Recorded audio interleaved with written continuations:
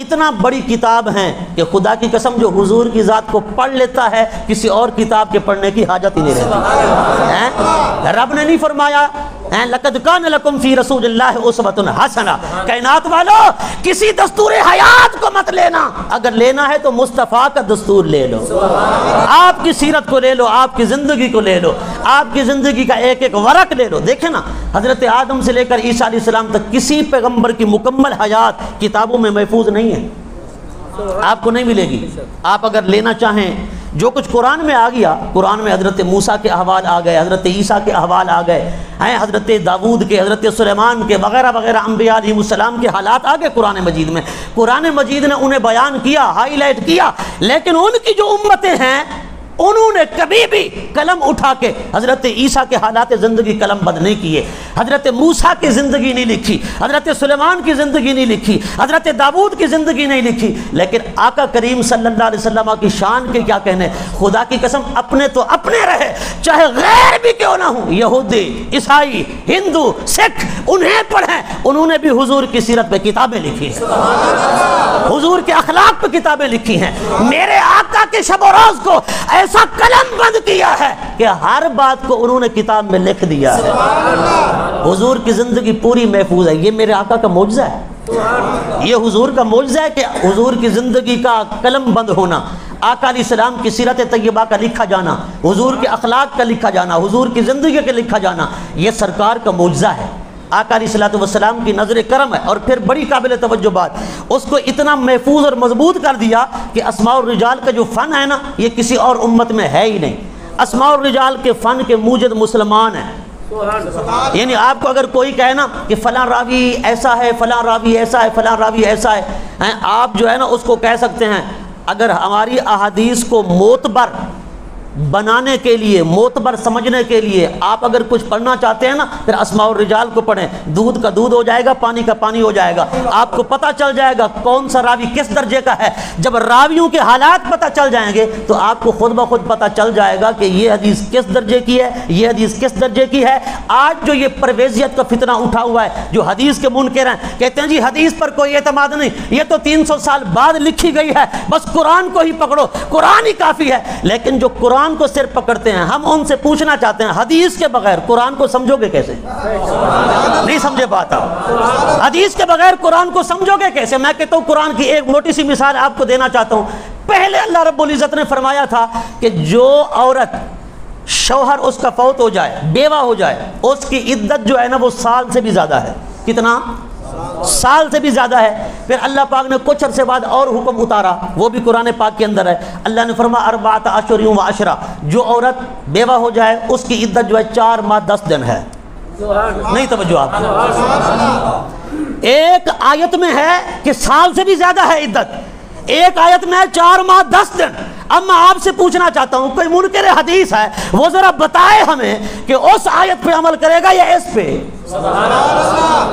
اگر اس پہ عمل کرتا ہے اس پہ نہیں ہوگا، اس پہ کرتا ہے اس پہ نہیں ہوگا۔ اس لیے حضور کی حدیث کے بغیر قرآن کو سمجھنے کا چارہ بھی نہیں ہے۔ حضور کی حدیث آئے گی تو قرآن سمجھ آئے گا۔ اللہ اکبر۔ پھر اسماء الرجال کا فن، اس کے موجد صرف مسلمان ہیں، صرف مسلمان ہیں، اور انہوں نے نکھار کے رکھ دیا۔ جب ایک بہت بڑے وضاح کو جو حدیثیں گھڑا کرتا تھا، خلیفہ ہارون الرشید کے دور میں پکڑ کے لایا گیا، پوچھا گیا اس کی سزا کیا ہے؟ آپ نے فرمایا اسے پھانسی پہ لٹکا دو۔ علماء سے فتوے پوچھے، حدیثیں گھڑ کر کے نا جھوٹی لوگوں میں پھیلا دیتا تھا، اس لیے علماء فرماتے ہیں ہر کس نہ کس کو خطاب کی اجازت نہیں۔ آج تو ہماری عوام بولی بالی سیدھی سادھی ہے، یہ نہیں پوچھتی کہ ممبر پہ جو بیٹھا ہے یہ ہے کون، اس کی علمی قابلیت کتنا ہے، علمی حیثیت کیا ہے، یہ اس نے کیا پڑھا ہے کیا نہیں پڑھا۔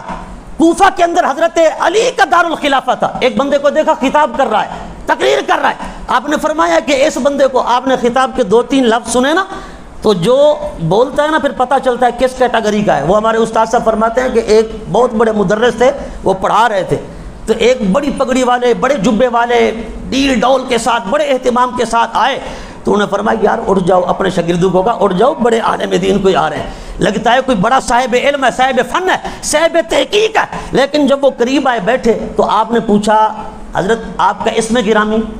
انہوں نے تو پہلے سمجھا نہیں کہ اسم گرامی ہوتا کیا ہے، اسم گرامی کا بھی پتہ نہیں تھا. انہوں نے کہا جی آپ نے فرمایا آپ کا اسم گرامی نام نامی اسم گرامی اسے کچھ پتہ نہیں چلا. آپ نے فرمایا سے تمہارا نام کیا ہے؟ آپ کا نام کیا ہے؟ اس نے کہا میرا نام ہے مولوی یوسف. ہے توجہ، مولوی یوسف. آپ نے فرمایا شاگردوں کو بیٹا سبق لے آؤ، کلاس لے آؤ، یہ تو مولوی یوسف ہے. میں سمجھتا تھا یہ مولوی یوسف ہے، پر یہ مولوی یوسف نہیں، مولوی یوسف ہے. تو ظاہر کو بنا لینے سے بندہ اسی طرح نہیں ہو جاتا. جبے کبے پہن لے، علماء کی وضاقتہ بنا لے. وہ حضرت امام غزالی علیہ الرحمہ سے پوچھا گیا ہاں حضور وہ فلاں جو ہے نا عالم ہے، حافظ ہے، قاری ہے، پر وہ چوری کرتا ہے، پر وہ جھوٹ بولتا ہے. آپ نے فرمایا وہ عالم حافظ قاری نہیں جو جھوٹ بولتا ہے یا چوری کرتا ہے. آپ نے فرمایا اصل میں چور ہے، لباس عالموں والا پہنا ہوا ہے. اصل میں وہ ہے جھوٹا، لیکن لباس حافظوں قاریوں اور عالموں والا پہنا ہوا ہے. یہ لباس پہن لینے سے کچھ نہیں ہوتا. حضرت مولا کائنات نے 2-3 جملے سنے نا، آپ تو باب العلم تھے، آپ کو پتہ چل گیا. آپ نے فرمایا اسے بلاؤ. جب وہ قریب آیا آپ نے فرمایا تو جانتا ہے قرآن کی پوری آیاتوں میں ناسخ کتنی ہے، منسوخ کتنی ہے؟ ہے توجہ تمہاری؟ ناسخ کتنی ہے، منسوخ کتنی ہے؟ اس نے کہا حضور میں یہ تو نہیں جانتا. آپ نے فرمایا میں تجھے کوڑے مرواؤں گا اور اپنے دربار سے نکال دوں گا. آئندہ اگر تو خطاب کرتا نظر آیا نا تو مولا علی تیرا وہ حشر کرے گا جو کسی نے نہیں کیا ہوگا. جو آپ نے اعلان کر دیا جو قرآن کی آیاتوں میں ناسخ کو نہ جانے، منسوخ کو نہ جانے، فرما وہ تقریر کرنے کے لائق نہیں، کبھی منبر پہ بیٹھنے بھی نہ دو.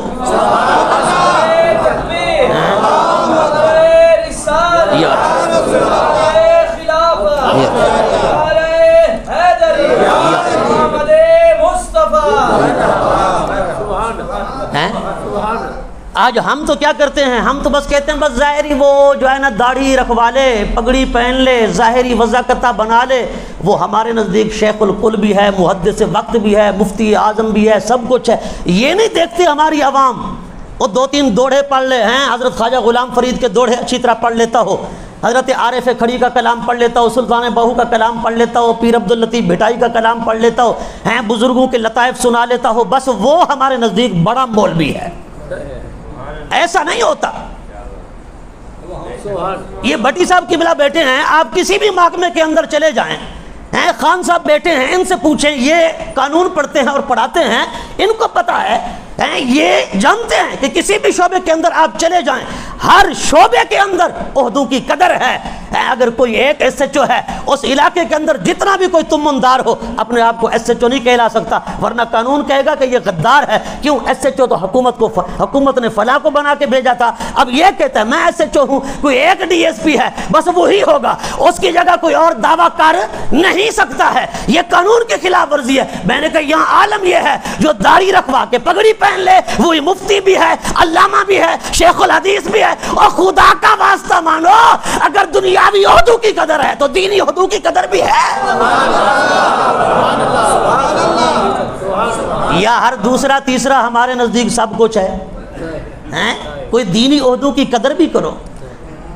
میں آپ کو بتاؤں مولانا عبد الرحمن جامی رحمۃ اللہ تعالی علیہ، کیونکہ بات چل نکلی، اتنے بڑے عاشق، فرماتے ہیں کہ ان کے ایک خون کا قطرہ اگر پانی میں ڈال دیا جائے نا تو پانی بھی خشک ہو جائے. بزرگ فرماتے ہیں اتنے بڑے عاشق رسول، لیکن جتنے بڑے عاشق رسول تھے اتنے بڑے عالم بھی تھے. عالم تو اتنے بڑے تھے کہ قبر کے اندر گئے نا، منکر نکیر آئے، فرشتے آئے، انہوں نے کہا مر ربو کا جامی بتا تیرا رب کون ہے؟ آپ نے فرمایا مر ربکما، مر ربکما. ہیں کما 2 تھے نا، انہوں نے کہا کا تو، آپ نے فرمایا کما تم، یعنی انہوں نے کہا مر ربو کا تیرا رب کون ہے؟ آپ نے فرمایا مر ربکما.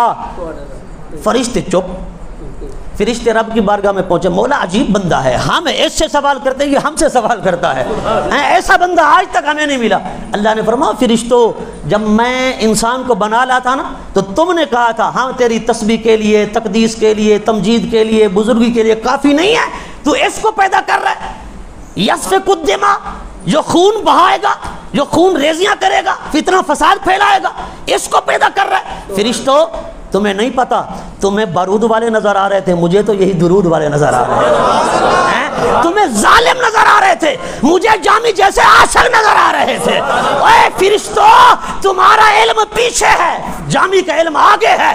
تم بھی من کہتے ہو، جامی بھی من کہتا ہے، پر تمہارا من اور ہے، جامی کا من اور ہے۔ مولا وہ کیسے؟ رب نے فرمایا جامی کو تم کہتے ہو مر ربو کا، تیرا رب کون ہے؟ یہ من استفہام یا سوال کے معنی میں، اور جو جامی کہتا ہے نا مر ربو کو ما، یہ ہے من موصولہ، اس کا معنی ہے وہی۔ فرشتوں وہی تو ہے جو تمہارا رب ہے۔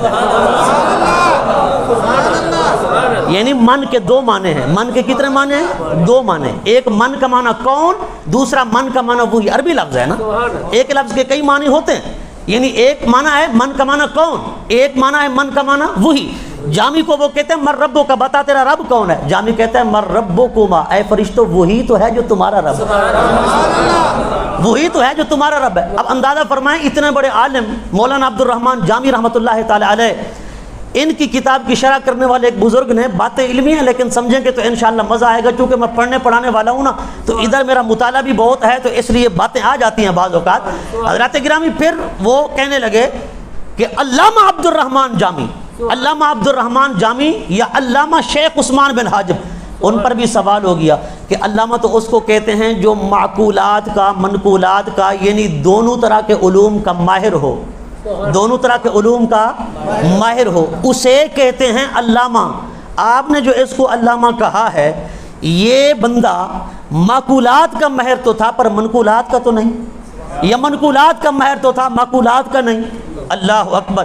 میں کہتا ہوں جہاں جامی جیسے بندے، شیخ عثمان بن حاجب جیسے صاحب قافیہ کا مصنف، صاحب قافیہ اس جیسے بندے اگر علامہ کہلوانے کے حقدار نہیں، تو اگر میں نے کہا اگر پرکھا جائے نا تو خدا کی قسم اب پورے ملک کے اندر چند بندے ہوں گے جو علامہ کہلوانے کے حقدار ہوں گے، چند بندے ہوں گے جو علامہ کہلوانے کے حقدار ہوں گے۔ علامہ کا ٹائٹل بھی اتنا بڑا ہے، علامہ کا لقب بھی اتنا بڑا ہے۔ اب تو ہم علامہ سے بھی آگے چلے گئے، کیونکہ بات چلی نا عہدوں کی قدر کی، ہمارے ہاں عہدوں کی قدر نہیں ہے۔ حضرت سیدنا مولا علی نے کیا فرمایا؟ آئندہ تجھے برسر ممبر نہ دیکھوں کہ قرآن کی کون سی آیت ناسخ ہے کون سی منسوخ ہے، پہلے اس کا پتہ لگا، ورنہ تو خود بھی گمراہ ہے، دوسروں کو گمراہ کرے گا۔ اچھا، قرآن کے اندر بعض آیات ہیں ناسخ، بعض منسوخ۔ ہمارے جو پڑھے لکھے لوگ ہیں نا، ٹی ویوں پہ بھی آتے ہیں، اخبارات میں بھی لکھتے ہیں وغیرہ وغیرہ، جن کو پروفیسرز حضرات سمجھتے ہو آپ، وہ پتہ کیا کہتے ہیں؟ یہ جی مولویوں نے دین کو جو ہے نا اس طرح تنگ کر دیا ہے، تنگ بنا دیا ہے، ورنہ قرآن تو کہہ رہا ہے لا اکراہ فی الدین، دین میں کوئی زبردستی نہیں ہے۔ قرآن میں تو ہے لکم دینکم ولی دین، تمہارے لیے تمہارا دین، ہمارے لیے ہمارا دین۔ یہ قرآن کی آیاتیں ہیں نا۔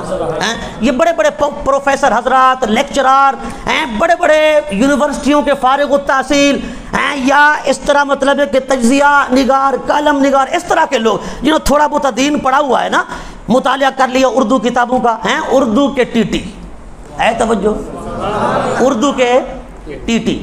وہ ایک امام صاحب تھے، نماز پڑھا رہے تھے، تو نماز کے اندر نہ ہل رہے تھے، بہت زیادہ جھولے کھا رہے تھے، تو کوئی صاحب علم ان کے پیچھے آ گیا، نماز سے فارغ ہوئے، نماز سے فارغ ہونے کے بعد انہوں نے فرمایا حضرت بات کیا ہے کہ نماز تو ہر کوئی پڑھاتا ہے پر ہلتا تو کوئی نہیں، آپ جھولے کھا رہے تھے، جھولے جھول رہے تھے، کیا وجہ ہے؟ انہوں نے کہا بخاری میں لکھا ہے۔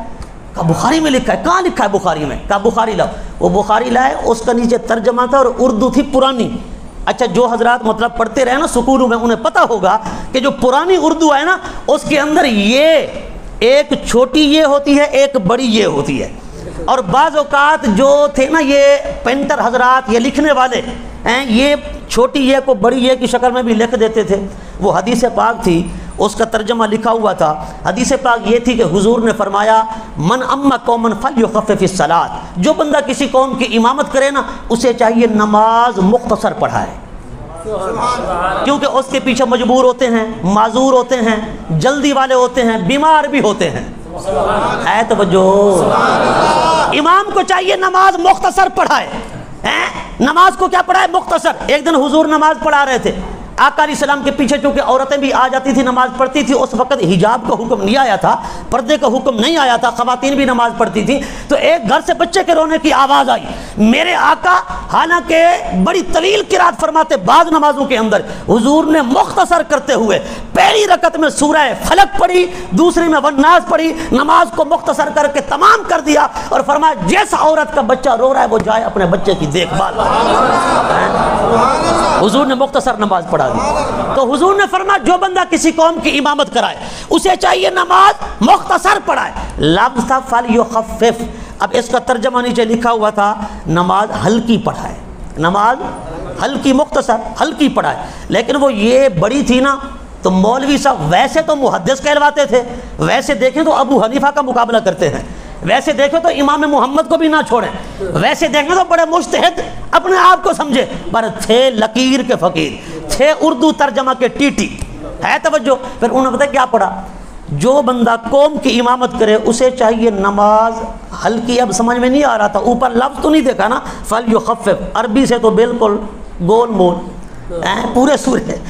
پھر انہوں نے نیچے پڑھا نا نماز ہلکی تو نہیں پڑھا، پھر یہ بڑی تھی، اس نے کہا نماز ہل کے پڑھا ہے، نماز ہل کے پڑھا ہے۔ تو کہا دیکھو جی بخاری میں لکھا ہے، اس لیے میں نماز ہل کے پڑھا رہا ہوں۔ اندازہ فرمائیں آج اکثر مولوی اسی طرح کے ہیں، اکثر مولوی اسی طرح کے ہیں جن کو آپ بہت بڑا سمجھتے ہو نا اور بڑے بڑے القابات دیتے ہو، وہ اکثر اسی طرح کے ہیں۔ ایک مولانا صاحب نماز پڑھا رہے تو آگے چوہا بھی باندھ دیتے، چھری بھی رکھ دیتے، تو کسی نے کہا حضرت نماز تو ہر کوئی پڑھتا پڑھاتا ہے لیکن آگے چھری اور چوہا اس کے رکھنے کا کیا مقصد ہے؟ کہا جی بخاری میں لکھا ہے۔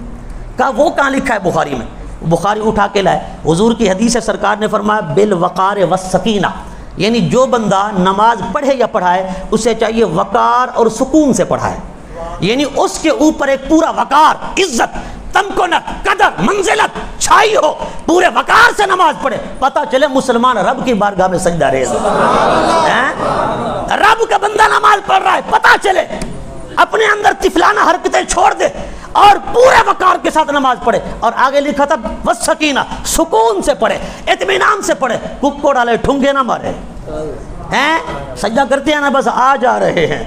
ایک شخص نے نماز پڑھی تو حضور نے فرمایا جا وضو کر پھر نماز پڑھ، پھر اس نے وضو کیا نماز پڑھی، حضور نے فرمایا جا پھر وضو کر اور نماز پڑھ، پھر وضو کر۔ اس نے عرض کی آقا کیا وجہ ہے؟ 3 بار ایسا حضور نے کروایا۔ حضور نے فرمایا نہ تو رکوع پورا کرتا ہے نہ سجدہ پورا کرتا ہے، تیری نماز ہی نہیں ہے۔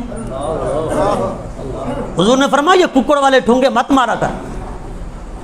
اب اس مولوی صاحب نے چونکہ وہ اردو کے تھے ٹیٹی اور عربی سے بالکل ناواقف ہے توجہ، اب انہوں نے پتہ کیا پڑھا بالوقار، وہاں کاف کا ایک نقطہ قدرتی مٹا ہوا تھا، ایک نقطہ باقی تھا، اب بن گیا فار۔ فار کا معنی عربی میں ہوتا ہے چوہا، فار معنی کیا ہوتا ہے؟ چوہا۔ اور آگے تھا سکینہ۔ اعراب تو ہوتے نہیں نا عربی کتابوں کے اندر، اعراب زبر زیر پیش شد مد جزم نہیں ہوتی، بالکل سیدھے سادھے الفاظ ہوتے ہیں۔ پہلے قرآن کے بھی ایسے تھے، قرآن کے الفاظ بھی پہلے ایسے ہوا کرتے تھے، کوئی زبر زیر نقطہ شد مد جزم نہیں ہوتی تھی، لہذا انہوں نے پڑھا سکینہ۔ یہ جو غیر مقلد ہیں نا جن کو کہا جاتا ہے اہل حدیث، یہ بیچارے عربی کے الفاظ طوطے کی طرح رٹ لیتے ہیں، زیادہ علم نہیں ہوتا، آپ تحقیق کریں، زیادہ علم نہیں ہوتا۔ ویسے دیکھیں تو بخاری بغل میں ہوگی لیکن الفاظ طوطے کی طرح رٹے ہوتے ہیں، بس زیادہ گہرائی میں ان کا علم نہیں ہوتا، اس لیے فار کا لفظ معنی رٹا ہوا تھا بھائی چوہا، سکینہ، سکینہ معنی چھری۔ اس نے کیا کہا کہ حضور نے فرمایا جو نماز پڑھے نا اسے چاہیے چوہے اور چھری کے ساتھ نماز پڑھے۔ ہے توجہ تمہاری؟ بات آ گئی تردل الباب، تو میں نے کہا عرض کر دوں نا، چونکہ یہ چیزیں بھی جاننا ضروری ہے نا کسی کھرے کھوٹے کو پہچاننے کے لیے۔ اب مولائے کائنات نے جو فرمایا، آپ نے فرمایا جو بندہ ناسخ و منسوخ نہیں جانتا وہ خطاب کرنے کے لائق نہیں، منبر پہ بیٹھنے کے لائق نہیں، تقریر کرنے کے لائق نہیں ہے۔ اب ذرا توجہ کرنا، جو بندہ ناسخ و منسوخ نہیں جانتا، اب جو پروفیسر حضرات، لیکچرار حضرات، یہ بڑے بڑے اپنے آپ کو آج تو ناچنے والیوں سے بھی دین بیان کروایا جا رہا ہے، بڑی معذرت کے ساتھ، یہ مسلمانوں کا المیہ ہے، اگر اس کو سمجھنا ہے تو رمضان شریف کے اندر جتنے شو ہوتے ہیں نا ٹیلی ویژن حضرات پر، وہ حضرات کرنے والے جو ہے نا وہاں دیکھیں آپ، وہ ناچنے والیاں وہ آ کر دین پہ بات کر رہی ہوتی ہیں۔ میں نے کہا یار بڑی قابل توجہ بات ہے، ذرا سمجھو بات کو۔ یہاں پر حال یہ ہے جو ناسخ و منسوخ نہیں جانتا وہ خطاب نہیں کر سکتا، اور جو کہتے ہیں دین میں کوئی جبر نہیں، تمہارے لیے تمہارا دین، ہمارے لیے ہمارا دین، میں نے کہا وہ ہمیں ذرا بتائیں لا اکراہ فی الدین اور لکم دینکم ولی دین، یہ دونوں آیاتیں ناسخ ہیں یا منسوخ؟ نہیں سمجھے بات آپ، نہیں سمجھے بات آپ ہیں؟ اچھا جسے سمجھ آئیے بولے ذرا محبت کے ساتھ ہیں؟ یہ جو لوگ باتیں کرتے ہیں کہ جی مولویوں نے دین کو تنگ بنا رکھا ہے، لہذا قرآن تو کہتا ہے دین میں کوئی جبر زبر نہیں، کوئی زبردستی نہیں۔ کیوں زبردستی نہیں؟ لا اکراہ فی الدین یہ منسوخ ہے، اس کا حکم ہی باقی نہیں۔ لکم دینکم ولی دین، تمہارے لیے تمہارا دین، ہمارے لیے ہمارا دین، یہ بھی منسوخ ہے۔ کس سے منسوخ ہے؟ اس سے جب جہاد کا حکم آیا اس طرح کی رعایتیں ساری ختم ہو گئی۔ نہیں سمجھے بات آپ؟ جب جہاد کا حکم آیا یہ ساری رعایتیں ختم ہو گئی۔ اب رب نے فرمایا، اور میں نے کہا جو دین کی ضروری چیزوں کو چھوڑ دے وہ تو داخل ہی ہے اس وعید کے اندر، لیکن جو ایک چھوٹی موٹی بات ہی چھوڑ دے نا، اللہ فرماتا ہے یا ایھا الذین آمنوا ادخلوا فی السلم کافہ، او ایمان والو دین میں آنا ہے تو پورے آؤ، یہ ڈوڈر کا مت بنو۔ ہے توجہ؟ انہوں نے صرف اتنا ہی کیا تھا نا، وہ یہودی تھے نا، وہ کہتے ہیں حضرت یعقوب علیہ السلام نے نا اونٹ کے گوشت کو اور دودھ کو اپنے اوپر حرام کر لیا تھا، حضرت یعقوب علیہ السلام نے، حالانکہ قرآن میں ہے حضرت یعقوب علیہ السلام نے حرام نہیں کیا تھا، حرام نہیں کیا تھا، قرآن نے تردید کی ہے، قرآن نے کہا بھئی یہ جھوٹ بولتے ہیں یہودی، قرآن کہتا ہے انہوں نے ایسا نہیں کیا تھا۔ اب یہودیوں میں یہ روایت چلی آ رہی تھی، حضور کے زمانے میں یہودی تھے تو کچھ جو منافق ٹائپ کے تھے نا، انہوں نے کہا یار یہودیوں کا دل دکھتا ہے، وہ اونٹ کا گوشت بھی نہیں کھاتے، اونٹ کا دودھ بھی نہیں پیتے، لہذا ہمیں بھی چاہیے ہم بھی مسلمان جو ہے نا اونٹ کا دودھ بھی چھوڑ دیں، گوشت بھی چھوڑ دیں۔ منافقوں نے یہ شوشہ چھوڑا، اب جو پکے مسلمان تھے نا انہوں نے بھی چھوڑنا شروع کر دیا، کہا یار یہودیوں کی دل آزاری ہوتی ہے۔ کیا جی میں ہندوستان دے اندر کچھ مولوی میں فتویٰ دیتا، ہاں سی ایک گوں کو ماں سمجھ دن تے گو دی پوجا بھی کرن دن تے خدا بھی سمجھ دن، لہذا انہاں دی دل آزاری دی واسطے کہ ہندویں دا دل دکھ دے، لہذا ساکو چاہیے ایسا مسلمان بھی گائے کو ذبح نہ کروں، ہم بھی گائے کو ذبح نہ کریں کہ ہندوؤں کی دل آزاری ہوتی ہے۔ اور یار ہندوؤں کی دل آزاری ہوتی ہے، ان کا تو دل جوئی کر رہے ہو، اپنے مسلمانوں کا دیکھا ہے حال آپ نے؟ یہاں تمہاری غیرت نہیں جاگتی جب تمہاری دھرتی کو کشمیر بنا دیا جاتا ہے؟ یہاں تمہاری غیرت مر جاتی ہے جہاں تمہاری دھرتی کو فلسطین بنا دیا جاتا ہے، جہاں تمہاری دھرتی کو برما بنا دیا جاتا ہے، جہاں تمہاری دھرتی کو قصبہ بنا دیا جاتا ہے، جہاں اگر کوئی عیسائی مسلمانوں کی انگلیاں کاٹ کے اپنے گلے کا ہار بنا لے اس کو ہیرو سمجھا جاتا ہے۔ میں کہتا ہوں وہ نالیکوں کو ہیرو بناتے ہیں، تم دل جوئیاں کر رہے ہو، کچھ تو غیرت کرو۔ آئیے سمجھ بات؟ اور یہ عام لوگ نہیں کرتے، بڑے بڑے مولوی کرتے ہیں، لیکن وہ بدترین ہے نا۔ مولویوں کی دو قسمیں ہیں، علماء حق، علماء سو۔ یہی علماء سو تھے جنہوں نے امام اعظم کو جیل کے اندر بھجوایا، یہی علماء سو تھے جنہوں نے امام احمد بن حنبل کو کوڑے لگوائے، یہی علماء سو تھے جنہوں نے عالم برحق حضرت امام مالک کو گدے پہ بٹھوایا، یہی علماء سو تھے جنہوں نے بڑے بڑے علماء کو تکلیفیں اور اذیتیں دلوائیں، یہی علماء سو تھے جنہوں نے امام سرخسی کو کنویں کے اندر بند کروایا، آپ کنویں کے اندر رہے کئی عرصہ۔ اللہ اکبر۔ اس لیے اگر دامن پکڑنا ہے نا علماء سو کا نہیں، ذرا سنبھل کے علماء حق کا پکڑا کر، تاکہ تیرا ایمان بھی بچ جائے، تیرا عقیدہ بھی بچ جائے۔ ہاں اس لیے فرماتے ہیں شالا مول سلامت نے من دگ وچ لڑدن چور۔ خواجہ صاحب نے فرمایا یہ چور کوئی اور نہیں، یہ ایمان کے لٹیرے ہیں، لباس خضر میں ہزاروں راہزن پھرتے ہیں، جینے کی تمنا ہے تو پہچان پیدا کر۔